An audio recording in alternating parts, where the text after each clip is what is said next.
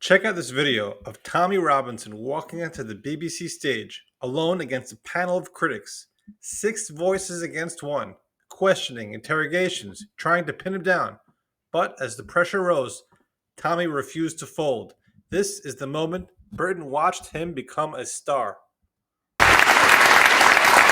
Now, yesterday's meeting of European anti-Islamist groups in Aarhus, organised by the English Defence League, was judged a damp squib in the papers this morning. But the thousands who staged a counter-demonstration think we should not underestimate them. They say Europe needs to learn from the horrendous killing spree by Norwegian right-winger Anders Behring Breivik, whose trial begins in 2 weeks. Is Britain too complacent about the far right? Tommy Robinson, the leader of the EDL, is here. And on a previous rally, this was at Tower Hamlets, you said, I just want to see exactly where you're coming from here.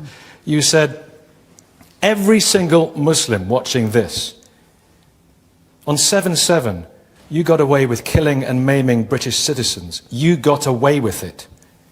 You had better understand that we have built a network from one end of this country to the other end, and we will not tolerate it.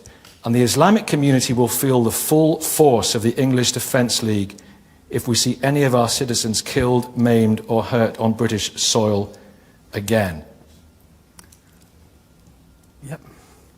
Basically, that we will highlight it, as we've done from day one, peacefully protesting, bring it to the media attention and put pressure on the Islamic community to deal with the Islamists. With respect, that doesn't sound peaceful, that sounds very threatening. Well, it wasn't, it was peaceful. It is peaceful. And it's not a threat, it's a promise. We will continue to do what we're doing. The Islamic community have got Islamist organisations in every one of them. They're not dealing with them. We now have more Islamic extremists in Britain than we've ever had. And it's spreading like a wildfire. What would you mean by full force?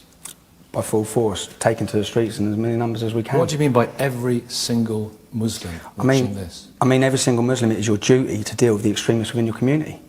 Stop brushing it under the carpet, pretending it's not there. Now, people say you're just a bunch of thugs. You came out of the football thug culture. When you headbutted a fellow EDL member, Alan McKee, what was all that about? Well, about was it was Combat 18. I stood up on stage. Right. We had a breaking point in our movement where we had neo-Nazis trying to attach themselves to what we stand for.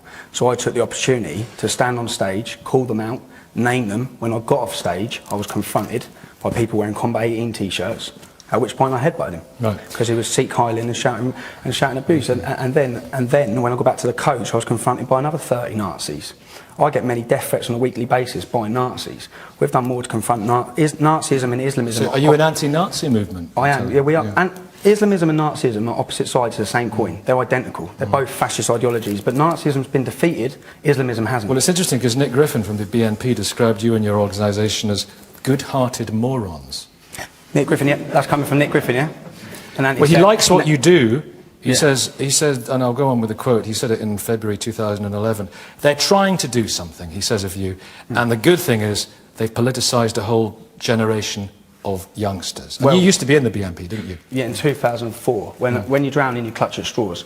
We looked around. Before I joined the BNP, I didn't know non-white people couldn't join. I was a member for 12 months on the elite list. If you check the elite list, I didn't renew my membership in 2004, in 2005. And from him, you thought the BNP was a multiracial organisation? Well, I didn't know that non-white people couldn't join it. I didn't know Nick Griffin used to be leader of National Front. I didn't know he was a Nazi. And for him saying we're morons, I watched him on Question Time. So good-hearted morons? Yeah, well, I watched him on Question Time, so we'll know who the good-hearted moron is. Well, answer, how dangerous do you believe the EDL are? I think Stephen or Tommy or whatever and his organisation are extremely dangerous. I think they peddle hate, they peddle misconceptions, they peddle myths at a time when we've seen spikes in Islamophobia, race hate.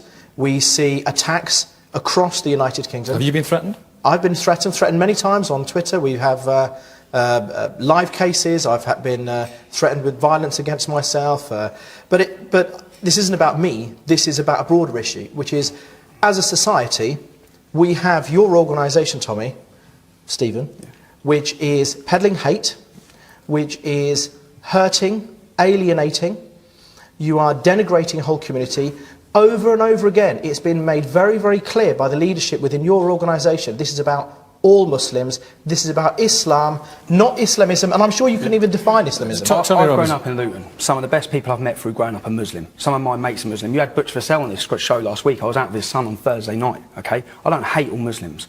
Muslims are the first victims of Islam and extremist Islam. That's what's happening. I don't hate Muslims at all. And I've said that from day one. When it comes to peddling hate, you just said you've been threatened on Twitter. OK, well, I've had an armed guard for my family for a week. I've had threats to decapitate my children's head. I've been in hospital with bruising on the brain. I've had 8 stitches in my lip. I get confronted and attacked on a weekly basis. So I don't need anyone to tell me about being threatened and where it comes to from being threatened. No answer. Do you not think for a second that you are part of an organisation, in your organisation, you were in Denmark yesterday, yes, and you are bedfellows with people who are saying that we want to outlaw the Quran, we want to outlaw the hijab, we want to deport Muslims from Europe, we want to exclude them, we want to pay them to have governments send them out of Europe. You are trying to become now a soft face which is appeasing hatred against Muslims and Islamophobia. Let me ask you something. The people that share, to a greater or lesser extent, some of the concerns that Tommy attempts to articulate, do they not count? Yeah, I think the concerns are important, and I think we have a major problem in this country, which is there has been no proper debate about what is the nature of Islam. Islam, as far as my understanding is concerned, and almost every Muslim I've met, Islam is inclusive, it supports women's rights, it gave women's... Wahhabi sects of Islam? Wahhabism? I have no idea what that is. Extremist sects, Saudi-funded sects. They're peaceful. This is the United Kingdom. Yeah. This is the United Kingdom. Yeah. We're talking about Muslims and Islam in the United Kingdom. We are inclusive. Working. Hold on a second. We are inclusive. We're tolerant and supportive and encouraging of other faiths.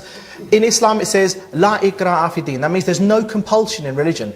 So Islam is not about oppression. It's actually about providing freedom for people and freedom from fear. Fear, the kind of fear that your organisation peddles. Fear that Islam peddles towards us in many ways. And you're saying this. There'll be thousands of people, millions of people sitting at home from working class backgrounds who live in towns like Luton Town who don't see it integrating, who don't see it as being peaceful, who see hostility. My children... Sorry, who don't see what as integrating? Islam. It's not integrating society. So this is an Islamic problem, not an Islamist problem. No, so you're not talking... No, you are not talking about political extremism. You are talking about Muslims generally, and you've said it now again. I'm talking about Islam. I'm not talking about Muslims. I'm talking about Islam is failing to integrate. If you look across Europe... But there are millions... Can I just say, there are millions of people who perfectly well integrate. You think all Muslims, do you not, are like Anjem Choudary and that mob? How can you just say that? I've just told you. It's the same as somebody assuming that all white people are like you. How can you just tell me? Not. How can you just tell me that I think all Muslims are like Anjem Choudary when I've just said some of the best people through growing up I've met are Muslim. Some of my best mates through growing up were Muslim.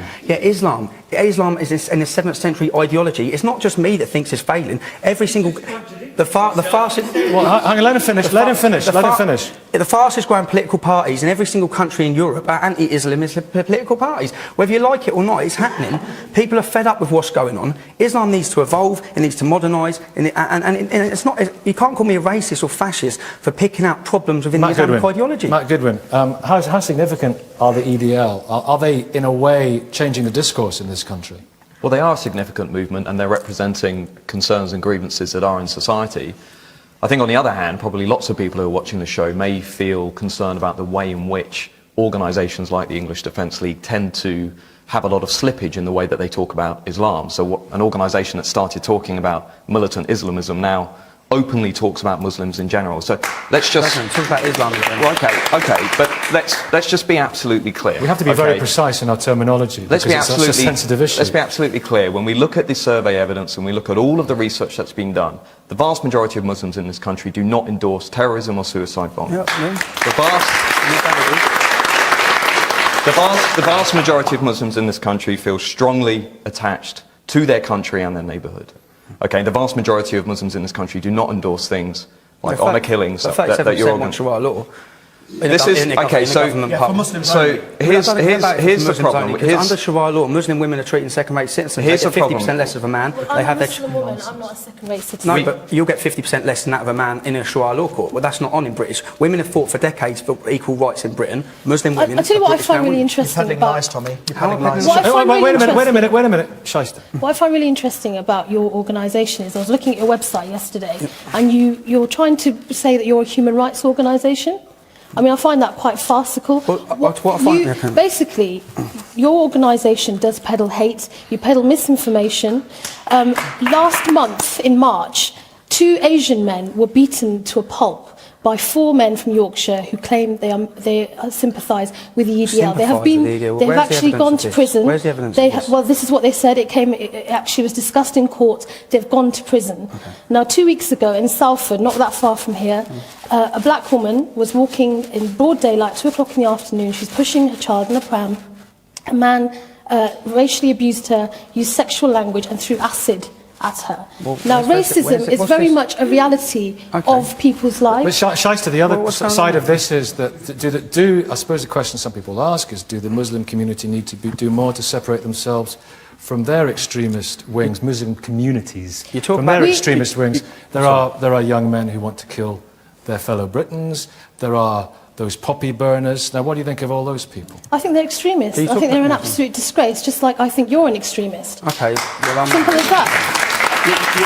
You talk about human rights. The European Court of Human Rights done an in-depth study in 2004, and they found that Sharia law is incompatible with Western freedoms and democracies due to their views on homosexuals, their views on women, and their views on infidels. That's all the non-Muslims over here. But if you're it's a defender of incompatible. liberal values, as you seem to be portraying yourself, why in a recent Channel 4 documentary did you throw items at the police and abuse an Asian security guard Take about that one, Norway, yeah. and you were impersonating Anders Breivik? No, you see what you said? Why do your members wear I'm toy, is this true, toy pig masks and carry bacon? It's liberal values, it's hardly Shirley Williams, is it? I'm glad you pointed that out. When I had my hood up and I had goggles on, this is what we're up against as an organisation. I said ribbit because I looked like a frog, because I had goggles on and I was drunk. I didn't say Breivik. They put a subtitle as Breivik.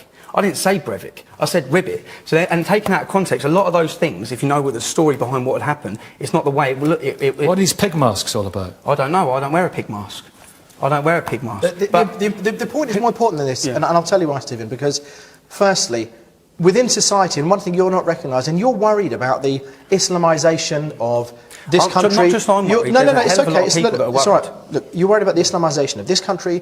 You're worried about the Islamisation of Europe because of fear. Fear that doesn't need to exist. If you understood the Islamic contribution to this society, arts, science, No, I'll tell you what, maths, but I'm totally worried history, about it because I look at music, Nigeria, I look at literature, Egypt, hold I on a look at second, the Sudan, I look at all Renaissance. these Islamic countries where Christians are being persecuted and massacred. You I look cannot at the Christian look. populations You across the cannot world. judge. You cannot judge. On 44 other countries You where it's cannot happening. judge, Stephen. You cannot judge a religion by the misguided actions of a few individuals. It's not a few individuals, it's 44 countries. It's 44 countries, and we're here talking about the far right. Can someone define far right to me, please? The old politics. Can you define far right? Matt's one of the experts on that very thing. Far right, yeah. There are two key things that far-right groups share. Okay, firstly, they reject or they undermine what representative liberal democracy is all about. Now, a liberal representative democracy accepts that a plurality of views is legitimate. We should support those views. We should allow those views. Okay, and I think what many people would feel is that your organisation and the way in which you campaign is automatically discounting the views of Muslims and the rights of Muslims to hold those views. But secondly, what far-right groups share, I mean, I'm sure you would say you're not the same organisation as, say, I don't know, the American Nazi Party, right? Because there's a lot of variation within those parties. Hold on. Yeah. But what they also share, ultimately, is a rejection of human equality. And I would guess that many people who are watching the show would feel that your organisation is no longer talking about militant Islam. Okay. You're just talking about Muslims. Okay, well, you'd say I'll far bring Jamie right. and Abra in a You'd say second. far right. I say we've got a Sikh division. I don't have to be a Jew. A Jewish division, a Hindu division, and excuse me, sorry, and Matthew's an expert on the far right, yeah. Matthew, you're from Kettering, 98% Christian. You was brought up in Kettering. No, I wasn't. Where was you brought up? Chiswell Green. Chiswell Green. Well, what's the population of Muslims there? It's non-existent. There's I live none. in Manchester. You I'm live in more Manchester than now. familiar with what I'm ethnic saying is, where you've been brought up, yeah, there's been no Muslims, there's been no immigration. Where I've been brought up, when your children go to a school where other children at that school's fathers are teaching them hatred due to their Islamic extremist views, then you can be an expert. Because all these experts which are doing all these studies and reading all these books, they're out of touch with reality. Jamie Bartlett, are you out of touch? Are Are too many politicians out of touch with what he perceives as his reality, Tommy Robinson? I think so. I mean, I think clearly one of the reasons groups like the English Defence League and all across Europe, various forms of far-right parties are growing is partly a feeling that especially left-wing parties that should have been representing the working class no longer really understand what it's like to live actually in a multicultural society. I mean, Tommy can say, I live in Luton, I know what it's actually like, you're from Westminster, you've actually got no idea. But the question here is about whether we're complacent. For all the bluster that Tommy and the EDL can present each week, and they get lots of media coverage, there's not actually many of them. Most of them are online on Facebook and on forums and all the rest of it. They can't really get more than 400 or 500 people out in the streets.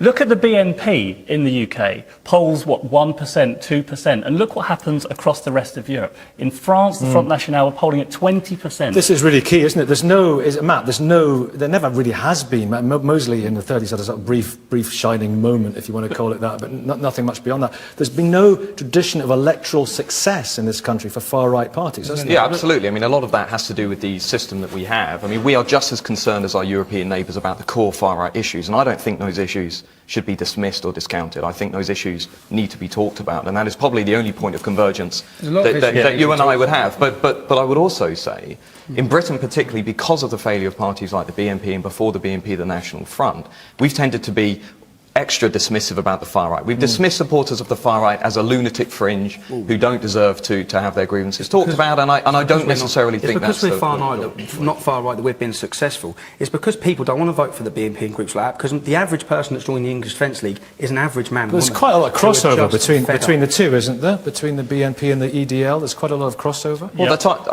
the reality of the situation is the type of narratives that these parties are offering around Islam and around immigration are very similar. Jamie's study has shown that EDL supporters are not just concerned about Islam, they're concerned about immigration more I think a generally. lot of people are concerned about immigration more generally. Abbott, do you want to come in here? And then Guy in a second. I've a huge problem with the way the debate's been defined at the moment, because the implication seems to be that there needs to be some sort of proactive steps taken by government to stop people from expressing their opinions. This is effectively what we're talking about. You can't say this because I don't agree with you, and every opportunity that the EDL is taking to express themselves, the reaction is so strong to this. Well, actually, what we should be asking is, why does the EDL exist in the first place? I mean, why is it that these people feel so disenfranchised that they have to look to the EDL rather than their local Labour councillors or Liberal Democrat councillors or whatever party? There is a deficit here in terms of representing what these people's views are. Whether or not you agree with them or not, we live in a democracy. The idea is that people are able to express their opinions, whatever they may be. Precisely, that's fair enough. And as we said earlier on, there are people who have these concerns to a greater or lesser extent. These concerns that we've thrown our lives into, remember, we're all volunteers. The English Defence League, we don't get paid for anything. There are legitimate issues, and they need to be discussed. What are those legitimate issues in your mind? There are, of course, there's legitimate issues on race, on immigration, on all those issues. The point is, across Europe, these issues are being manipulated by mainstream parties. They are being manipulated. There's definitely an increase in far-right activity. When you say far-right, you can't across Europe, and this is very, very let her dangerous. finish. I'll come back to you in a second. This is very dangerous. Of course, there needs to be a legitimate debate in this country. It needs to be an accurate debate. Let's talk accurately. Let's not stoke up hatred. Let's not use misinformation. That's what would you like? What would you like? This is a really important question. What would you like the Muslim communities in this country, and they come in as many different forms, what would you like them to do? Integrate and assimilate. That's all we want. Integrate and assimilate. And what does that mean for you? How can you define and when that? you say you can't call everyone who opposes anything to do with Islam far right, it's not right. You can't. What do you mean by integrate and assimilate? How would that manifest? How would that look? Well, what I'd say is, my now. mum was an Irish immigrant to this country. Yeah. Well, if you go to Luton, half my best mates are West Indians. How come the Jews, the Sikhs, the Hindus, the West Indians, everybody is integrated? There's no problem. There's no commotion. You just spoke about 2 racist incidents last week. 38 girls on Friday in court in Oxford. 12 Muslim men and 38 children aged 11 to 14 are being abused and raped. But sexual perverts come in all races. But not in the same. Not in the same organised. Let's be. Audience in a minute. When are Muslims going to take to the streets in outrage against their fellow Muslims for what they're doing? Let's be clear about 2 or 3 issues. Audiences in a minute. The first issue is this: if there are criminals, they are criminals, and their religion and their race and their ethnicity has got nothing to do with it. That is the first. No, hold on. You've had a fair shout. Secondly, within Islam, we have women's rights, we have men's rights, and we have rights for children. We are very moral, and we are quite conservative on these issues, okay? Now, your idea of assimilation, I assume would mean that I shouldn't have a beard, wear a hat, or walk around in this robe. Is that right? No, it's not. And the same with the hijab. No one has no problem. You had a debate on here the other day where you're talking about the burqa. Why should the burqa be banned? No one said what needed to be said. In my hometown, there's been 4 armed robberies by people wearing burqas. That's enough of a reason to ban. What would you like Mo, for example, or Shaista, for example, to do differently from what they're doing at the moment? In what way would you like them to live their lives differently? Mo works with the Muslim Council of Britain, don't you? I work with a number of different who are affiliated organisations. to the Islamic Forum of Europe. All these organisations that you work with, you're affiliated with, either drabble off money to charities that fund extremism or are Islamist organisations. That is a slander, and there's no evidence about that. So you're not affiliated on page 22 of the Muslim Council of Britain with the Islamic Forum of Europe, who are named as an Islamist organisation. Tommy, the fact of the matter is that the government, this issue is about complacency with your organisation. Now, we can argue about what the definition of far right and Nazism is, the fact is we're not far right. We have scholars and studies today saying that the rhetoric and the language used by your organisation is in parallel with the anti-Semitism that came in the 1930s before the Holocaust. Tommy, listen, you'll have another chance. Let me, well, I know you weren't a point about, there was lots of pro-Israeli flags at the demo yesterday, which itself is an interesting phenomenon. This is an interesting development in the right. But go on, Jamie. I think the debate's quite characteristic of all of this. You know, I don't think that the English Defence League is actually that big, and I don't think it's going to get hugely bigger. It does represent a lot of grievances that people have, of course, and actually just the idea of getting out on the streets and actually doing something is quite appealing. But the fact is that the way that the media landscape has changed so much in the last 5 or 10 years has meant that Tommy's always reading stories about Sharia law about to be introduced into Luton or anywhere else, and other people are reading stories about the English Defence League, and it becomes very, very polarised very, very quickly. So because the English Defence League is predominantly an online organisation, they send each other links of stories and essentially whip themselves up constantly. They get groupthink. Groupthink, and sort of based on some misinformation. Well, there's many of us that are guilty of groupthink. Let's, Guy, let's get a microphone over. Good morning. I think it's very unfortunate that the far right seem to be getting all the press when it comes to criticism of Islam. I think there's a lot that needs to be criticised in a free democracy about Islam. Generally, but of course Islamists in particular. And the main problems that I see are that embedded in Islamic theology and culture is the idea of jihad. And it's been going on for 1,500 years. With something we've debated on many occasions. And quite Our rightly. question this morning, are we too complacent? I think we're too complacent. The far right. I think we're too complacent about the far right of Islamism. That is where I think we're complacent. Okay, gentleman over there. Hello. Yeah. I think politicians spark the fires. So Jack Straw, many of the politicians, mainstream politicians, they discuss issues like grooming, extremism, and these buzzwords. And you find that organisations like English Defence League just rally upon those particular ideas. There are definitely issues, but the fact is the way they're discussed by mainstream politicians, so the discussion about are we too complacent in tolerating English Defence League, the fact is the public space has already been given to these organisations, and the rhetoric spurred by politicians gives these movements fire and gives them credibility for their arguments. Mo, I just wonder what you think about this, and I'll come to you guys in a minute, and John Mann as well, the MP. Is it good to have Mr Robinson on this morning so that we can examine and analyse and assess what he's saying? Do you support that? Because you wanted to ban them at one stage, didn't you? Tommy, if you and your family ever want to come to meet my family for dinner, you are more than welcome. And you're more... let me just finish. Is it right that they appear on the media and stuff like that? Right now, while we're sat here, most of us can hear outside the protests going on. I think it's important. Protests who attacked another lady. They attacked a lady. Another lady. That she got spat on by these. It was 8 people. Hold on. It's 8 people. Winston Churchill said the future fascists Winston Churchill was a famous Islamophobe, actually. Okay. Winston Churchill was what? That's famous. You've sorted out next week's debate for us. Thank you very much indeed for that. I think it's important. I think that's important that you're here. I think it's important we have a debate. I think it's important we have a discourse and challenge these things on the intellectual battlefield. What I do have a problem with is if the government decides that organisations who are not conducive to the public good, whether it albeit Al-Muhajirun or Muslims Against Crusades, if the government decides to ban them, and actually I've got a bit of paper here, which is a copy of a letter I wrote to the Home Secretary, where I wrote her, and James Brokenshire wrote back to me, and he said that they decided that they were not going to prescribe the English Defence League. Okay, there's no reason to prescribe us, because we haven't been linked with any terrorism. 1 in 5 members of Anders Breivik are in jail for terrorism. Anders Breivik made it very clear that he has influence and has links with, clear links with the English Defence League. Okay, I've got to answer that. On page 1438 of Anders Breivik's manifesto, he said the English Defence League is in fact anti-racist, anti-Nazi, and they are naive fools. And on 1242, and on page 1242, he says he has come and met with and influenced and shared ideologies. Don't you think the security services would have known? The problem I have is if 38 Muslim girls have been raped in the last few weeks, it's got nothing to do with the country would be on fire. The country would be on fire. on that point. The country would be on fire. Wait a minute. The country would be on fire. These are our daughters. I'd like to ask you a question. And our daughters as well. Everybody's daughters. Shaista. Our daughters are not being raped. Tommy, excuse me. Tommy, you're making more noise than the lot outside. Okay, I'm from Oxford. Shaista. I'm from passionately about it. And I'm from Oxford. There's an active case going on at the moment. 12. Thames Valley Police are 38 children, that's an investigating epidemic. grooming of young women. Okay, young women, a similar 11-year-old case. children. Can I just speak, Our please? daughters. Can I speak, please? Yeah, Thank sorry, you. all right, sorry. Thank you very much. Now, in Rochdale, there's been a similar case. Now, some And in supporters Oldham and of the EDL showed up at Liverpool Crown Court, where the case is currently, it's basically gone to court. Now, that trial had to be temporarily halted.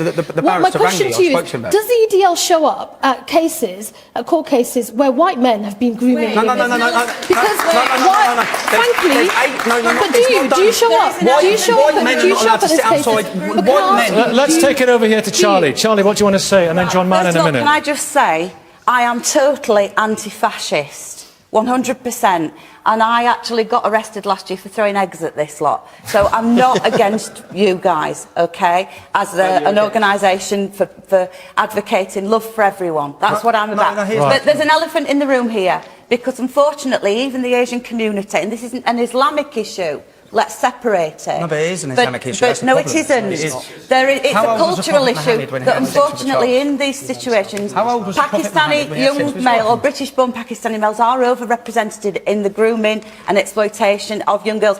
And I'm sorry, but unfortunately that has actually been shown statistically. But I know the Asian communities are working with those men to sort those issues out. John Mann, MP. John Mann, MP. In a minute, John Mann. And we shouldn't shy away from issues any more than we should shy away from problems with the Catholic Church and Catholic priests. So there are many problems. I mean, the EDL is a tiny little organisation, and I think they'd be far better off if it's Mr. Robinson, is it? If instead of sorting aggressive marches in areas that leads to confrontation, if he accepted the dinner invite, I think that would be a far better way of putting it. Listen. They've got this extraordinary celebrity edition of Come Dine With Me coming up. Here. This is the problem. Luton's Labour-run council. Were you serious about the offer? I've met with 3 imams. I've got another meeting next week with an imam. Luton's Labour-run council, who want to sort all these problems out, when we contacted and asked them to facilitate a meeting between myself and Luton's Islamic leaders, they said no. Well, he said yes. Abba, what do you want to say? I'm concerned we're actually engaging with the merits of the EDL's debate rather than the actual issue, which is, are we allowed to express ourselves? This is what it comes down to. Well, he is expressing himself. In terms of what's happening at the moment, and I'm certainly a perception that I'm getting, as a result of 30, 40 years of multicultural thinking, it's now prohibited to even challenge certain basic things. And I don't agree with the way the debate's going. The general debate, not the debate here. Clear what is lawful and what is unlawful.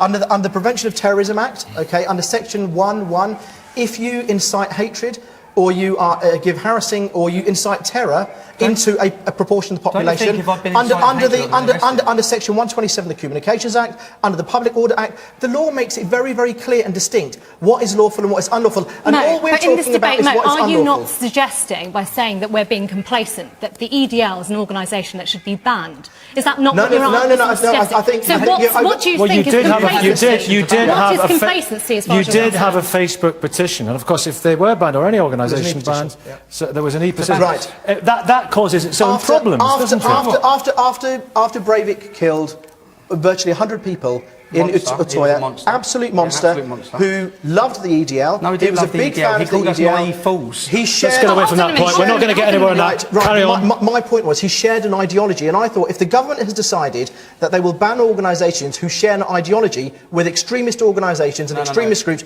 the EDL have planted both feet over that line. Is it right? Okay, is it right? This is the thing. Some people would be able to hear the shouting outside where we are today. Is that are there some people actually on the left who are doing this who are entirely counterproductive? The far left? There are militant anti-fascists who contribute. Hold on. Wait. I'm not a member of any Facebook No, but group. on your Facebook profile, you say your political views are left, far left, further left.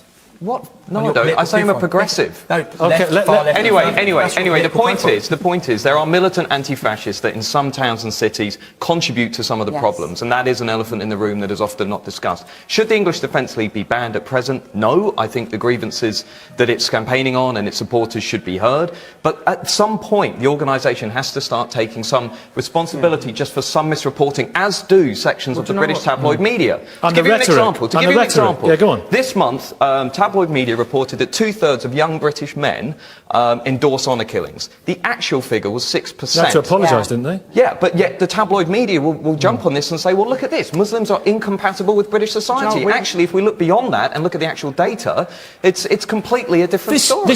This European-wide movement, this counter-jihadism, as it is called, where's the money coming from? Where's the funding coming We've from? got no money, we've got no funding. can ask Steve. Across Europe? Across Europe, I mean, if you look at, say, states like the Netherlands, Geert Wilders is privately backed, but mainly by funders in the United States. United States, who are they? Others Who are the political United States parties. funders? Well, I mean, individuals that are linked to fundamentalist, radical ideologies, but others are political parties that are democratically registered. If the English Defence League goes into elections, and obviously we'll have to comply with electoral law. Yes, sir, you've had your hand up for ages. Let's get a microphone down. Are you going to dinner as well? Sorry, no, I would sincerely like to discuss two areas with you. Jihad, I've got to say it's jihad, that's a struggle, and that is you. I want to sit down with you and let you know how much I contribute to Britishness and being Muslim in my society. Let me finish. And contribute to my society as a Muslim, because my religion asks me to do that and teaches me to do that. So please, take up my offer, let's sit down, have a coffee and have a chat. Whenever you want, mate, whenever you want. There, on this debate, we'll leave it. Thank you all very much indeed for partaking in that debate. If you'd like to have your... Folks, this was a wild, wild debate for many reasons, other than the fact that Tommy was just totally ganged up on. And you know what? He did just fine. He was totally fine, on point, and everything he said resonates to today in 2025. The main takeaway from this fascinating video this is about 14 years ago. Okay, folks, 14 years ago this video came out. The main thing is still relevant till today. Britain and Europe were ignoring the rise of Islamic extremism. And ordinary citizens like Tommy Robinson were essentially silenced for raising concerns about it. Tommy made clear the EDL was not a hate group. It was a grassroots protest movement formed to defend British culture and namely highlight security failures. Tommy was so ahead of his time. This is 2012, folks. And he was ganged up on by the entire panel, the entire audience. And the main points, I just want to review them again here. Tommy Robinson insisted that he opposed Islamism, not Muslims. And probably the sharpest point he made was the following, and I quote, "Muslims are the first victims of extremist Islam." That's probably the most accurate portrayal of Islamism that has ever been mentioned. Again, Muslims are the first victims of extremist Islam. And that's what he's trying to say. He's not against Muslims, right? Freedom of religion. He's against Muslims who are attacking other people. He argued that Islam as an ideology had failed to integrate. And this is true. We see it in Britain all the time. They failed to integrate with British society compared to other immigrant groups, okay? The other aspect he kept talking about over and over, he said political correctness prevented an open discussion of issues like grooming gangs and Islamist extremism. Another aspect, violence and misrepresentation. He denied that the EDL promoted violence, claiming the media distorted incidents. Community responsibility. Tommy was calling on Muslim leaders to deal with extremists within their own community rather than to deny their existence. And this is so true. They were just totally denying it. It would be so much more reputable and mature if they would deal with it internally. Deal with it in the mosque. Now, let's just do a quick run through, by the way, folks, of some of these names. Muhammad Ansar, okay, on the panel, accused Tommy of spreading fear and peddling hate. Shaista Aziz cited violent incidents carried out by the EDL sympathizers, allegedly. Dr. Matthew Goodwin said the EDL's rhetoric had slippage, meaning it started about Islamism but drifted into anti-Muslim sentiment. John Mann, a Labour MP, by the way, folks, compared the EDL's tone to 1930s anti-Semitic propaganda. Jamie Bartlett pointed out that the most EDL activity occurred online and that the group's appeal reflected working class frustration with political elites, not necessarily Islam. Abba Pandya raised concerns about whether limiting the EDL speech would only drive those grievances underground, emphasizing the need to listen rather than ban it outright. Okay, folks, the point is, these guys, women, they're all over the place, okay? Tommy was the only one with a consistent message. And the fact that they all ganged up on him, but they all had different gripes and grievances, just shows how foolish everybody was. And not even foolish, just how naive they were about the situation. I mean, if they could fast forward to 2020, this was 13, 14 years ago, folks. If they only knew what had happened to London and Britain and Europe today, they'd be shocked. And you know what? They'd be members of the EDL probably if they can go back in time. And so, although this was filmed in 2012, this debate, I mean, this could have happened today, but I think they would have been a little bit less naive, right? Free speech versus hate speech. Where is the line? These people were so afraid to criticize that they let crime go unfettered. Unbelievable. And the mistrust of elites? Robinson's argument that academics and politicians don't understand real communities, it's like that today, folks. These elites are just afraid of insulting. They're being too politically correct. Now, obviously, this episode ended without any consensus, but Robinson offered to get coffee with that guy who was attacking him. And although he was, I guess you could say, isolated, he was defiant. And he said it over and over, folks. He was raising issues that others were too afraid to mention. And it's so true. So the reason we bring this episode today is because this episode captured a really important turning point in Britain's public conversation, right? This is the early mainstream exposure of anti-Islamist populism, the backlash against it, and the clash between fear, freedom, and multiculturalism that, folks, it's still happening to today. Just unbelievable. Tommy Robinson, ahead of his time. Protect Tommy Robinson at all